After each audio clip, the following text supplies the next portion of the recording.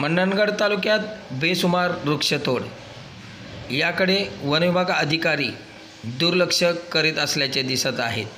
यासाठी वरिष्ठ पथक मंडणगड तालुक्यात बोलवण्याची मागणी नागरिकांकडून केली जात आहे. खेड येथील जुगार अड्ड्यावर धाड. खेड पोलिसांकडून एकावर गुन्हा दाखल करून 2,540 रुपयाचा मुद्देमाल जप्त केला. या प्रकरणी एकावर गुन्हा दाखल करण्यात आला आहे.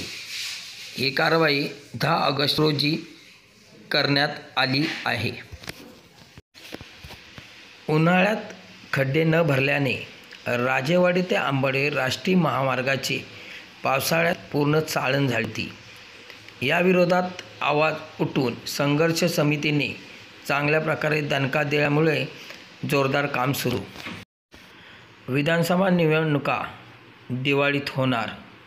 सूत्रांच्या माहितीनुसार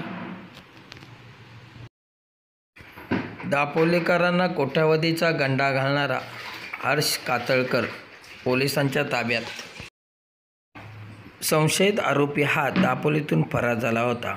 संशयित आरोपीला सापडलं असून बेंगलोरमध्ये दापोली पोलिसांनी अटक केली. दाभोळखाडीत मृत माशांचा खच. मच्छीमार संतापले.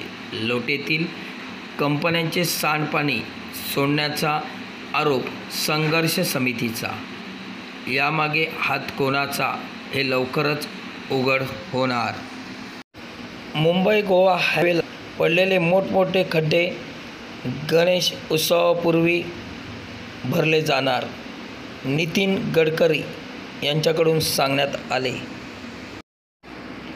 दापोली मतदारसंघात महायुतीत सध्या बिघाडी.